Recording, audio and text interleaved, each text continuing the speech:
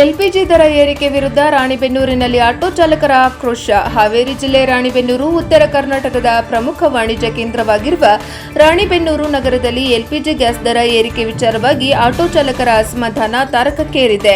ಸರ್ಕಾರ ನಿಗದಿಪಡಿಸಿದ ದರಕ್ಕಿಂತ ದ್ವಿಗುಣ ದರದಲ್ಲಿ ಗ್ಯಾಸ್ ಮಾರಾಟವಾಗುತ್ತಿದೆ ಎಂಬ ಆರೋಪ ಕೇಳಿಬಂದಿದ್ದು, ಇದರಿಂದ ಜೀವನೋಪಾಯ ನಡೆಸುತ್ತಿರುವ ಆಟೋ ಚಾಲಕರು ಸಂಕಷ್ಟಕ್ಕೆ ಸಿಲುಕಿದ್ದಾರೆ. ಈ ಹಿನ್ನೆಲೆಯಲ್ಲಿ ಕರ್ನಾಟಕ ರಾಜ್ಯ ರೈತ ಸಂಘದ ಮುಖಂಡರಾದ ಹನುಮಂತಪ್ಪ ಕಬ್ಬಾರ್ ಅವರ ನೇತೃತ್ವದಲ್ಲಿ ಆಟೋ ಚಾಲಕರು ಪ್ರತಿಭಟನೆ ನಡೆಸಿ ತಮ್ಮ ಆಕ್ರೋಶವನ್ನು ಹೊರಹಾಕಿದರು. ಬಡವರ ಮೇಲೆ ಹೊರಹೇಕೆ ಗ್ಯಾಸ್ ಬಂಕ್ ಮಾಲೀಕರು ತಮ್ಮ ಲಾಭಕ್ಕಾಗಿ ದರವನ್ನು ಏರಿಸುತ್ತಿದ್ದಾರೆ. ಇದು ಬಡವರ ರಕ್ತ ಹೀರುವ ಕೆಲಸ ಎಂದು ಪ್ರತಿಭಟನಾಕಾರರು ಕಿಡಿಕಾರಿದರು. ಪ್ರತಿಭಟನೆ ವೇಳೆ ಚಾಲಕರು ತಮ್ಮ ಸಮಸ್ಯೆಗಳನ್ನು ವಿವರಿಸುತ್ತಾ ಸರ್ಕಾರ ನಿಗದಿಪಡಿಸಿರುವ ದರ ಪಾಲನೆ ಮಾಡಬೇಕು, ಗ್ಯಾಸ್ ಬಂಕ್ಗಳ ಮೇಲೆ ಕಠಿಣ ನಿಯಂತ್ರಣ ಇರಬೇಕು, ಅಕ್ರಮ ದರ ಏರಿಕೆ ತಕ್ಷಣ ನಿಲ್ಲಿಸಬೇಕು ಎಂದು ಆಗ್ರಹಿಸಿದರು. ಈ ಸಂಬಂಧ ಆಟೋ ಚಾಲಕರು ಸಂಬಂಧಪಟ್ಟ ಅಧಿಕಾರಿಗಳಿಗೆ ಮನವಿ ಪತ್ರ ಸಲ್ಲಿಸಿ ತಕ್ಷಣ ಕ್ರಮ ಕೈಗೊಳ್ಳುವಂತೆ ಒತ್ತಾಯಿಸಿದರು. ಅಧಿಕಾರಿಗಳು ದೂರು ಸ್ವೀಕರಿಸದಿದ್ದು ಪರಿಶೀಲನೆ ನಡೆಸಿ ಅಗತ್ಯ ಕ್ರಮ ಕೈಗೊಳ್ಳುವುದಾಗಿ ಭರವಸೆ ನೀಡಿದ್ದಾರೆ. ಸ್ಥಳೀಯರ ಅಭಿಪ್ರಾಯದಂತೆ ದರ ಏರಿಕೆಯ ಪರಿಣಾಮವಾಗಿ ಸಾರ್ವಜನಿಕ ಸಾರಿಗೆ ವೆಚ್ಚವು ಹೆಚ್ಚಾಗುವ ಸಾಧ್ಯತೆ ಇದ್ದು, ಇದು ಸಾಮಾನ್ಯ ಜನರ ಮೇಲೂ ಹೆಚ್ಚುವರಿ ಭಾರವಾಗಲಿದೆ. ಮುಂದಿನ ಬೆಳವಣಿಗೆಗಳ ಮೇಲೆ ಕಣ್ಣು. ಈ ಘಟನೆಗೆ ಸಂಬಂಧಿಸಿದಂತೆ ಅಧಿಕಾರಿಗಳು ಯಾವ ರೀತಿಯಲ್ಲಿ ಕ್ರಮ ಕೈಗೊಳ್ಳುತ್ತಾರೆ ಎಂಬುದನ್ನು ಕಾದು ನೋಡಬೇಕಿದೆ.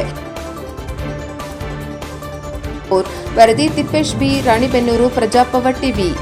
ಈಗಾಗಲೇ ಉತ್ತರ ಕರ್ನಾಟಕದ ಹೆಬ್ಬಾಗಿಲು ರಾಣಿಬೆನ್ನೂರು ಕ್ಷೇತ್ರದಲ್ಲಿ LPG ಗ್ಯಾಸ್ 3 ಅದಾವು. ಅದರಲ್ಲಿ ಒಂದು ಬಂದಾಗಿದೆ, 2 ಚಾಲ್ತಿಯಲ್ಲಿವೆ.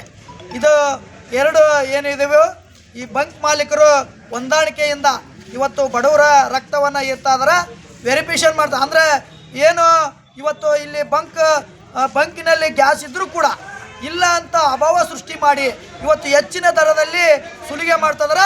ಇದ್ರ ಬಗ್ಗೆ ಹಿಂದೆ ಹೋರಾಟಗಳನ್ನು ಮಾಡಿದ್ರು, ಅದು ಸಂಬಂಧಪಟ್ಟ ಅಧಿಕಾರಿಗಳ ಗಮನಕ್ಕೆ ತಂದರೆ ಯಾವುದೇ ಪ್ರಯೋಜನ ಆಗಿಲ್ಲ. ಈಗಾಗಲೇ ಇವತ್ತು ತತ್ಕ್ಷಣವೇ ಅವರ ಮೇಲೆ ಕಾನೂನು ರೀತಿ ಕೇಸ್ ಆಗಬೇಕು.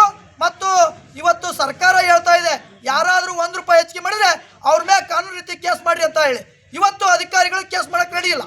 ಕೂಡಲೇ ಅಧಿಕಾರಿಗಳು ಸಂಬಂಧಪಟ್ಟ ಮಾಲೀಕರ ಮೇಲೆ ಏನು ಬಡವರ ರಕ್ತ ಇರ್ತಾ ಇದಾರೆ ಹೆಚ್ಚಿಗೆ ಹಣವನ್ನು ವಸೂಲಿ ಮಾಡ್ತಾ ಇದಾರೆ.